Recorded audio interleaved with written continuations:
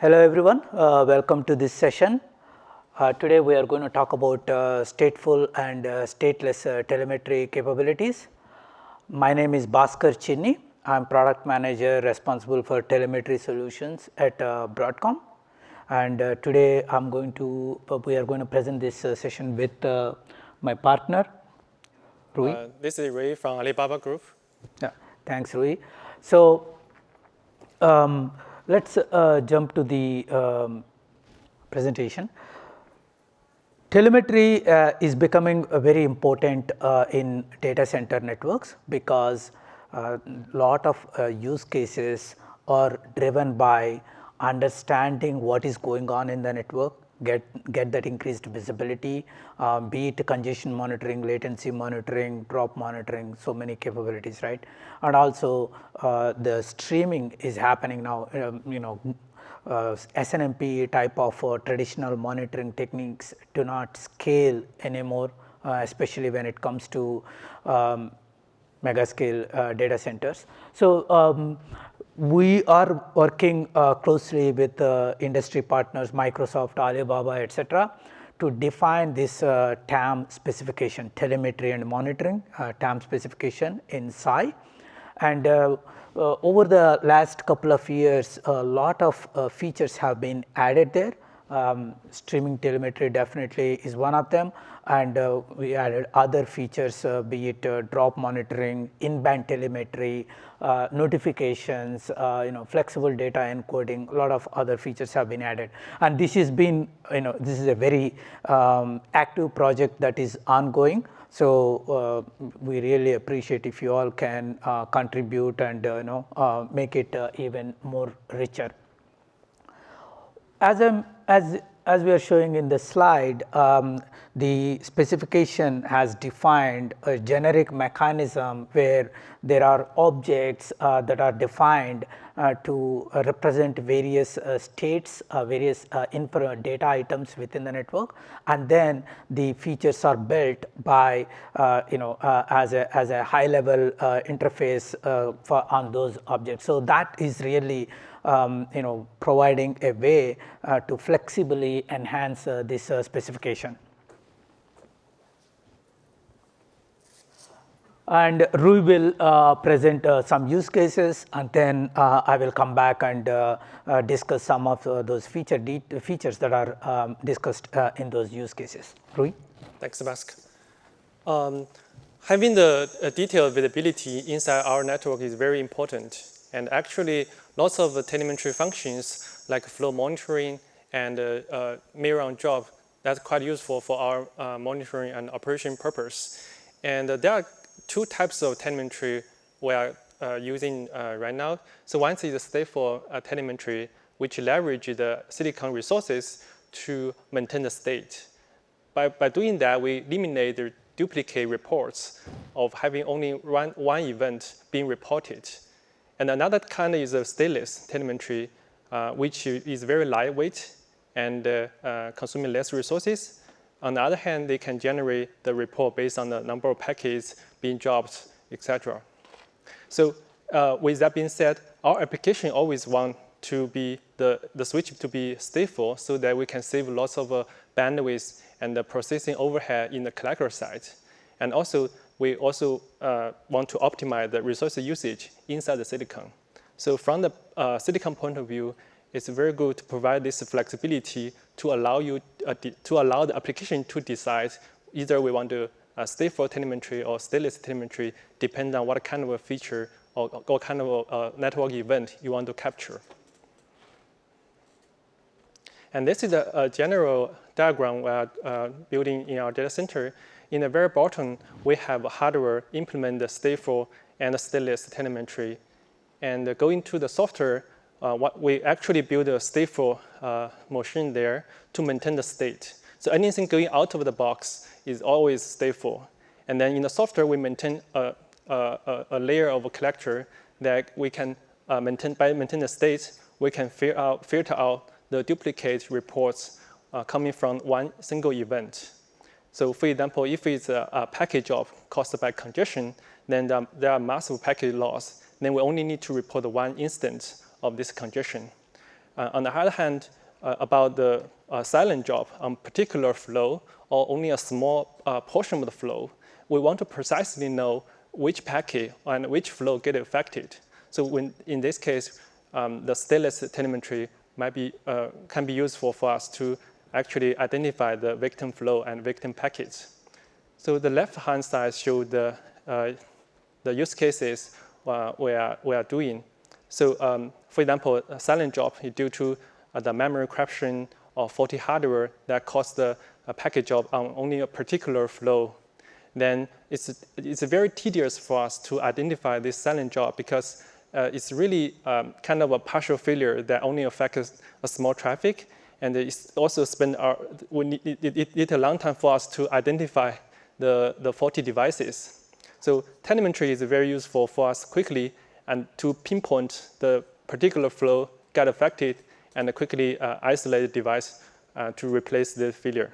And routing black hole is another great example for us because that could happen very frequently due to the routing convergence in using routing protocol like BGP. And those failures happen like very temporarily, like a few seconds. But even though the application got affected during the routing convergence time, so using telemetry, you can quickly identify the routing black hole and the real route traffic accordingly. Other example like memory blockage is another type we can identify using telemetry features. And another kind of a great feature we're using is latency monitoring, which can help us to identify the traffic hotspots and elephant flows.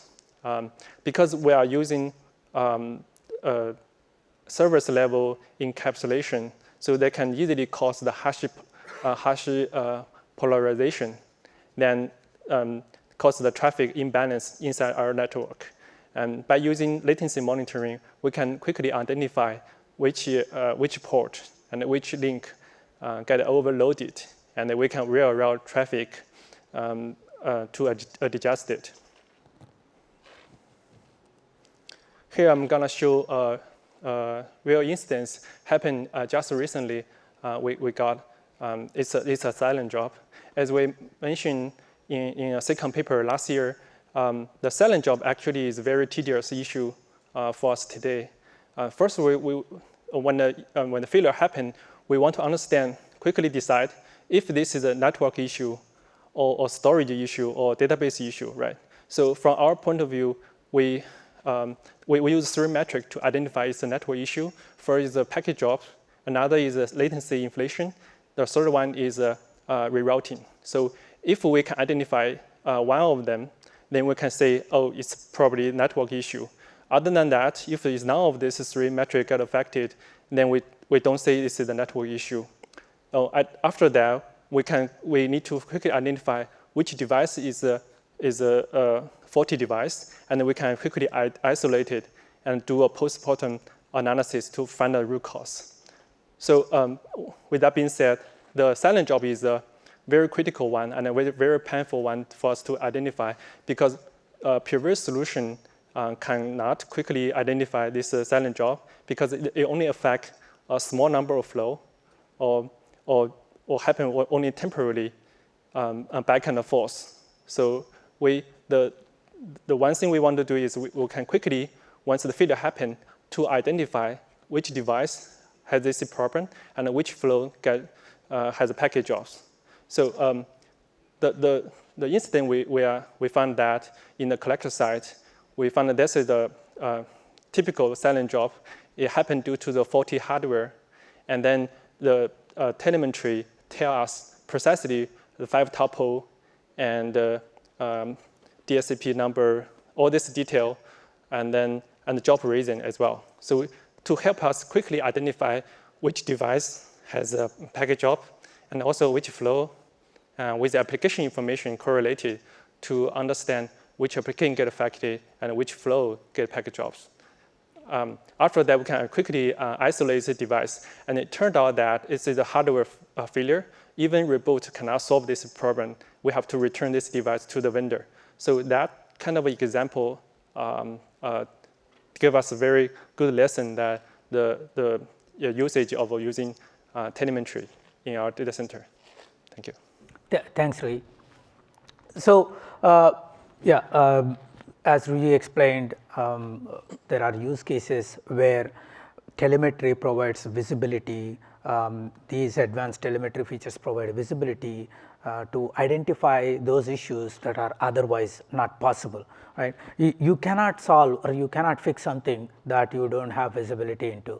So, the idea of these features is to provide that advanced visibility so that the customer experience, the application experience and the network availability is high for that enterprise. Right? So, let us go into some details of the features. Right? As Rui mentioned, we agree with Alibaba that the silicon should provide the capabilities to the application, right? Stateful and stateless, so that the application can decide which feature better fits their needs, right? And that is why we have this stateful drop monitoring and stateless drop monitoring. So, in case of stateful, generally what is this drop monitoring feature, right? Whenever a packet, sometimes in data center networks, packet drops are inevitable, right? We all know that. So, but whenever a packet is dropped for unforeseen reason, right, then it would be helpful to the collector and the network operator to understand why that packet got dropped, what is the application that got affected by it, so that they can take corrective action before it becomes a bigger issue. Remember, one of the customer told me, right, like, whenever a user experiences a problem, let us say e-commerce site is not loading or checkout is not happening, they are not going to wait to open a ticket and all, right, they just move on. And if you don't have the visibility of that issue at a network level, at a operator level, then you will be encountering that issue again and more customers will be lost. So, it is very important that even those transient conditions that have a potential of impacting the business, you want to have that visibility quickly, so that with the right amount of detail. So, here drop monitoring, whenever packet is dropped, the silicon will send a copy of the packet directly to the collector. No operating system is involved, no host CPU is involved, because there are critical things running in the NOS, like a layer 2, layer 3 protocols. So, the silicon without the NOS help will directly send a report to the collector. So, that is the visibility aspect. Now, the question is when this stateful MOD, what is the state here, right? So, whenever, let us say packet drops are happening because of a VLAN translation error, it is not going to impact just one packet, right? There are several packets that will get affected. Then what happens is, if the silicon is sending all those packets with a drop reason to the collector gets bombarded. Imagine gigabits of traffic will be flowing through the line at line rate, and then if you are sending all the traffic to the collector will crash. So, the statefulness here is the silicon will maintain a state saying, okay, this flow has experienced VLAN translation error as an example, and then sends the first report to the collector. When subsequent packets are getting dropped for the same drop reason, for the same flow, the collector will not be informed anymore, because it was already informed. If the packet drop stopped after a configured interval, then it is configured by the user, then it is understood that, okay, the packet drops problem stopped, and then a notification, an event is sent to the collector. And that way, the collector is aware of the problem almost in real time, not getting bombarded, and knows exactly when the drop stopped, at a small cost of deploying some silicon resources, because it has to maintain the state what is going on with that flow. And I listed some reasons there, like what kind of data is sent, like the packet header details, the drop reason, what is the timestamp, QID, all those details are sent to the collector. Now, to give you some stateful state machine of this stateful drop monitoring, typically the system starts in a good state, and whenever a packet drop experienced, then it will go to drop state, and then a packet is sent to the collector, and then at that time it is in drop active state, and if more packet drops experienced, then it will continue in that state. If after a certain time interval configured by the user, no drops happening, means it will go to inactive state. If in case drops happened again, then it will go to active state, right? And then after a certain interval of time, basically the drops are considered stop, and then a stop event is sent. That is the state machine of that. Now, stateless drop monitoring, again we support both. Stateless drop monitoring, as it suggests, right, whenever a drop happened, we send a report to the collector. There is no state maintained in the silicon. So it is lightweight because you are not consuming any additional resources in the silicon. However, this it has a potential of impacting the collector, as we discussed. As Rui mentioned, they like to have the flexibility because maybe certain drops are rarely seen, so it is okay to deploy stateless drop monitoring for those drop reasons. And also you can deploy rate limiter, right? It is not a smart way of avoiding duplicate reports going to the collector, but at least you can add some way of protecting the too many packets going out. So that is about stateless drop monitoring. Now, the other use case, the other feature I'm going to talk about is the latency monitoring. So a lot of the times what happens is whenever the application complains saying, hey, my email is not working or my browsing is not working, my customers tell me network is at fault unless proven otherwise. So that means, okay, they start from assuming, okay, things are wrong with the network. But troubleshooting that and identifying how long the packet spent at each hop and which node caused it, and is it really the network that is causing the issue, that takes a very long time. Whereas if you have this kind of capability where you can monitor latency at a more granular level without causing impact to the network, that adds a lot of value. So what is stateful here?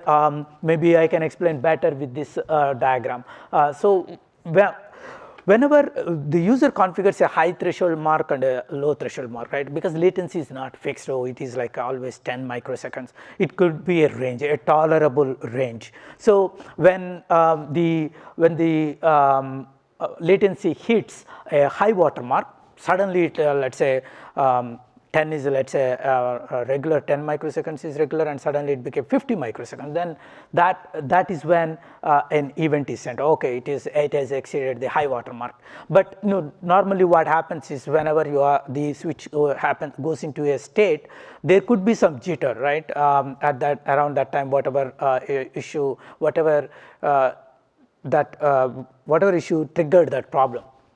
So then until that latency is in that range, right, varying is within certain bound, then no event is sent because it is kind of jitter and noise.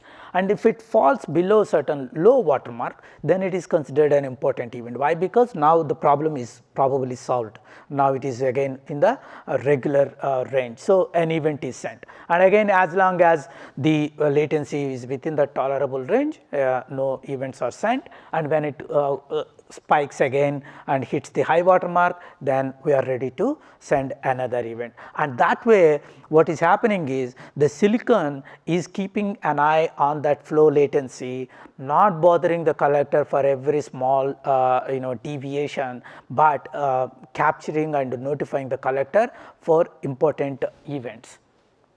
And that way the switch system scales, the network scales, and then the collector also scales better. Then this same thing that is stateful, because you are keeping that state, and if it is if you prefer not to consume those resources, then you could send you can leverage that stateless feature where the events are sent to the collector. Again, the silicon provides this capability so that the application can decide whatever it wants. It is just to give you an example of what kind of possibilities are there. There are certainly more features where you could leverage the silicon capabilities so that a lot of noise is suppressed, and only when certain events of high importance are generated, the collector is notified. And again, we are working closely with the SAI and Sonic community. We are contributing from a specification as well as the code contribution to Sonic. Telemetry is definitely one key focus area where we are bringing all the advanced features in the silicon into the specification so that it becomes easy for the SAI and Sonic community to consume and build solutions on it. So I welcome to you all join this project and then contribute to it. Anything else you want to add, Rui? That's all. Okay, cool. Thank you. So with that, we will end the presentation here. And if there are any questions, we will be happy to answer. Thank you. Thanks for the talk. I was wondering what silicon ASICs right now support the needed statefulness, because it seems like a bit of Trident 4, Jericho family. So the data Tridents and Tomahawks are primarily positioned for data center networks, and they support them. And DNX silicon like Jericho and Qumran, those silicon also support those features. Yes. Thank you. So I have a question. So when these drops happen, right? So you want to take a look at the switch or the network or the neighboring switch to find out what really happened or what caused this. So that brings in that the fact that you need to check the timestamp, saying, okay, at this particular time this drop happened, what happened in the neighbor. So how do you solve that issue, like to be able to compare the events from one switch to the events happened in the neighboring switch? So yeah, a very good question, right? So like if you see, it's not that we are trying to solve all problems with one feature, right? There will be like an in-band telemetry feature is available and a drop monitoring feature is available. So if you are trying to understand, okay, what happened to this flow from let us say the first hop, the first switch the packet entered in the network, and then the last switch the packet entered in the network, then you could use in-band telemetry where it will tell you how long the packet spent at each hop, and what QID it went to, was the queue congested or not. And then you have imagine like a dashboard, right? So you have in-band flow analyzer providing you visibility of the flows on an aggregate, and then you have this drop monitoring. You can imagine like a histogram where you plot, okay, the latency is happening and suddenly, oh, some latency increased and you are observing drop reason. Then okay, the packet got dropped for maybe next hop is not available, and that caused this flow to backlog, right? Because whenever you have a TCP, it will do retransmission, and that will increase the flow latency time as well, right? So you have that kind of correlation can be built at the collector level by gathering these pieces of information. Okay, I think we are out of time. Thank you very much for joining us. Thanks again. Thank you.